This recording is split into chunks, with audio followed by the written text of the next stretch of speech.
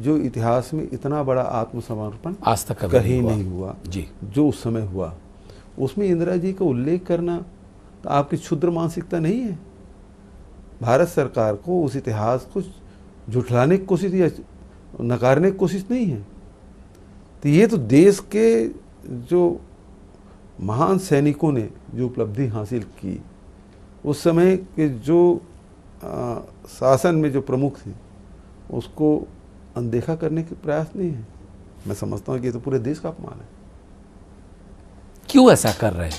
आपकी क्षुद्र मानसिकता कि आप अपने अलावा किसी को आप स्वीकार ही नहीं कर पाते, ये आपकी मानसिकता है और इस कारण से आप ऐसा कर रहे हैं।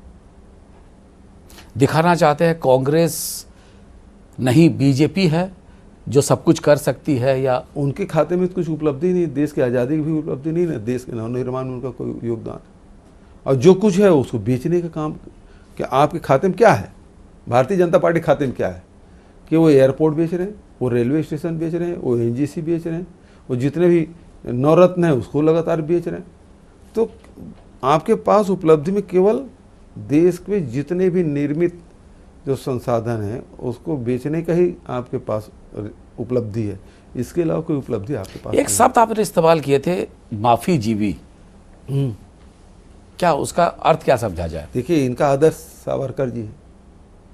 वीर सावरकर ने एक बार नहीं दर्जन बार माफ़ी मांगे अंग्रेज़ों से, और वहाँ से निकलने के बाद वो कभी अंग्रेज की खिलाफत नहीं किए।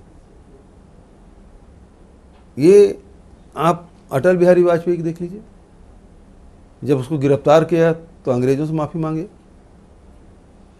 अब मोदी जी हैं, मोदी जी माफ़ी मांग रहे हैं।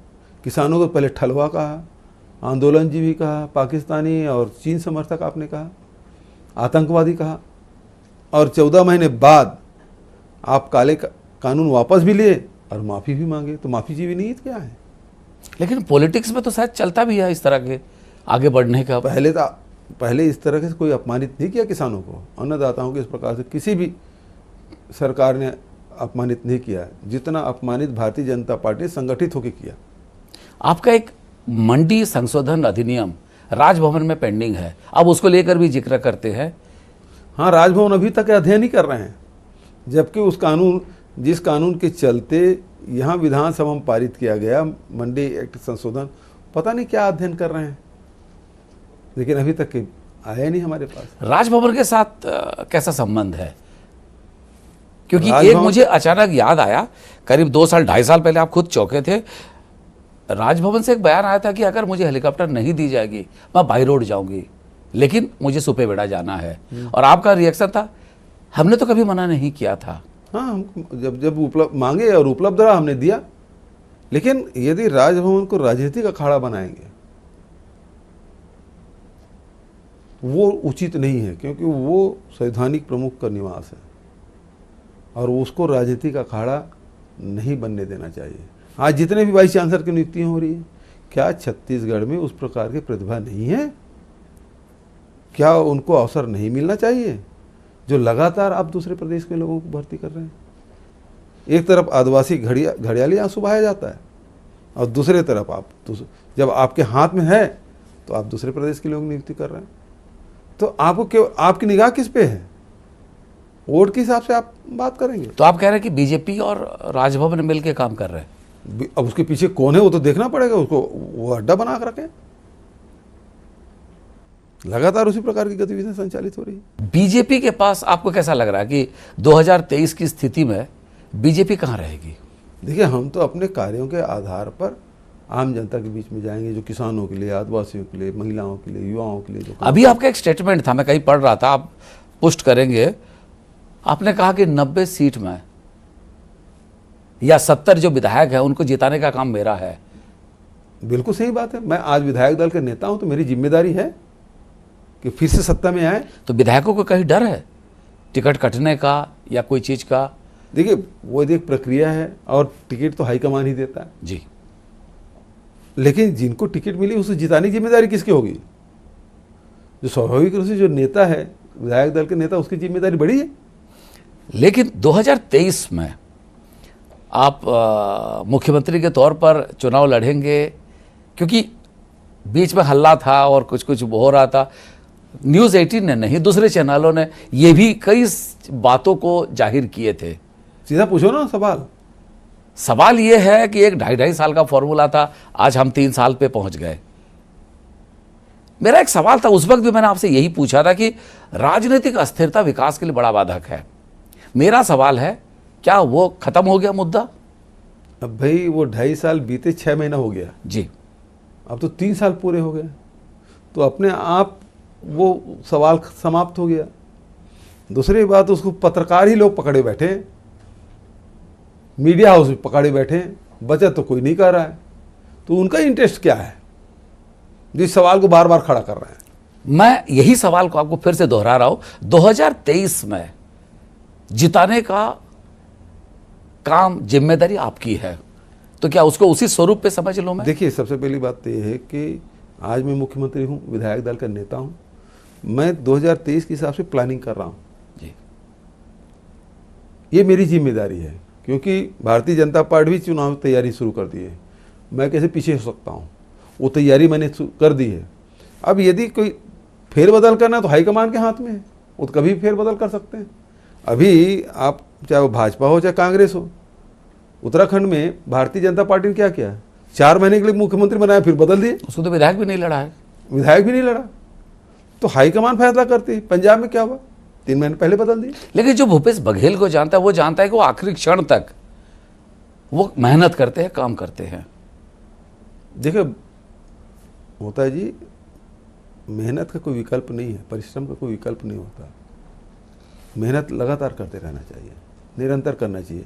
जो दिन आज बीता है वो वापस नहीं आएगा, तो जो आज काम करना है मुझे, वो मुझे आज करना ही चाहिए। तो उस लाइन से मैं चलता हूँ।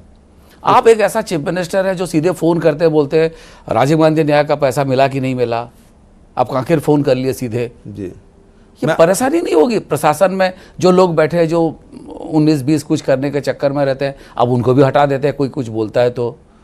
देखिए, ये आपका पैरेलल जो फीडबैक है, आज आप खुद चले जाते हैं धान खरीदी केंद्र आज में। मैं गया था, औचक निरीक्षण किया, 2 जगह गया, सारे किसान खुश थे, वो नाराबाजी कर रहे थे, अपनी खुशी व्यक्त कर रहे थे। ना हमको बारदाना की कमी है, 1 महीने तक बारदाने की कमी नहीं होगी, हमारी तौलाई भी हो रहा है, हमारे धान का उठाव हो रहा है और पेमेंट भी हो रहा है। तो किसान खुशी से नारे लगा रहे थे। तो ये हम जो कार्यक्रम लेके चल रहे हैं वो सही में फील्ड में हो रहा है, नहीं हो रहा है, यह औचक निरीक्षण से पता चलता है। और जो अधिकारी यदि अपने दायित्वों का निर्वहन नहीं कर रहे हैं तो फिर दूसरे को मौका दे दो। एक सवाल था कि आप जब 2018 में चुनाव लड़े थे, सबके भूपेश भाई थे जी, आजकल कका हो गए आप। नहीं, भाई तो अभी भी हूँ, लेकिन नौजवान पीढ़ी है वो उस नाम से, प्यार से जिस नाम से पुकारे उसमें नहीं, मेरा यही सवाल है, ये जो नौजवान पीढ़ी है, ये जो नए पीढ़ी है, वो आपको निगाहों की तरफ, आप ही की तरफ देख रहे हैं, अपने भविष्य ढूंढ रहे हैं। जनवरी में आपके इन्वेस्टर्स मीट है जी। क्या पुराने तो तजुर्बे बहुत खराब रहे, तो क्या उम्मीद करें, कैसा? देखिए, हमने जो 2019-2024 के बीच में जो उद्योग नीति लाई जी, उसके बाद हमको कहीं जाने की जरूरत नहीं पड़ी थी, और करीब 150 उद्योगपतियों ने 60,000 के MU किए हैं, और उसमें प्रभावी कदम भी उठा चुके बहुत सारे लोग। जी जी। अब वही जो हमारे उद्योगपति हैं, वही हमारे ब्रांड एम्बेसडर हैं, वो प्रचार कर रहे हैं। तो देश, ये तो हमारे प्रदेश के थे, कुछ अन्य राज्यों के भी थे, अब विदेश के लोग भी हमारे यहाँ आना चाहते हैं, हमारे उद्योग नीति से प्रभावित होकर, तो स्वागत है उनके लिए, इसलिए इन्वेस्टर मीट किया जा रहा है। अच्छा, लगभग एक आखिरी सवाल भी कह सकते हैं, उत्तर प्रदेश में हम कितनी उम्मीदें करें अंक गणित के हिसाब से कहे तो? देखिए, अब मैं कोई ज्योतिष नहीं हूँ, लेकिन हम पूरी मेहनत कर रहे हैं प्रियंका जी के नेतृत्व में, और संगठन भी खड़ा कर रहे हैं और जनता के मुद्दों पे लड़ाई कर रहे हैं। तो हमें पूरा विश्वास है कि हम बहुत अच्छा रिजल्ट आएगा। हम अभी जीते ना जीते संगठन को मजबूत करने की ये कोशिश है। क्या यही छत्तीसगढ़ मॉडल रहा है कि आप संघर्ष 15 साल के बाद सत्ता में आई कांग्रेस? भाई देखिए, संगठन खड़ा करके उसके बाद जनता के मुद्दों को लड़ाई लड़ो तो जनता आशीर्वाद देती ही है। इस तरह हमने देख लिया छत्तीसगढ़ में, हम यूपी में भी यही उम्मीद करते हैं। आखिरी सवाल है, आप हर वक्त कहते हैं आजकल पत्रकारों ने माओवादियों पे सवाल पूछना ही छोड़ दिया है। जी, आप तो उसमें उसके माहिर हैं। नक्सली मुद्दे पर सबसे ज़्यादा यदि कोई तीखा सवाल या जानकारी रखना कोई रखता है, कोई पत्रकार, तो उसमें प्रकाश होता नंबर 1 में है। लेकिन ये पूरा इंटरव्यू समाप्ति पे है और अब वो सवाल अब आ रहा है। तो विकास का मॉडल जो है वो काम कर रहा है। बिल्कुल सही बात। हम विश्वास, विकास और सुरक्षा, इस त्रिवेणी को लेके बस्तर में चल रहे हैं। तो लोगों को विश्वास जीतने का काम, विकास की गति को तेज करने का काम, और सुरक्षा तो अपने आप हो रहा है। विकास, विश्वास और सुरक्षा, 3 साल में 3 पड़ाव।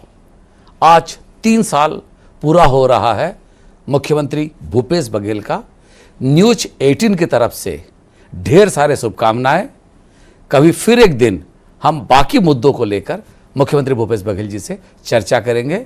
आज दर्शकों से विदाई लेते हैं। जी, नमस्कार, धन्यवाद।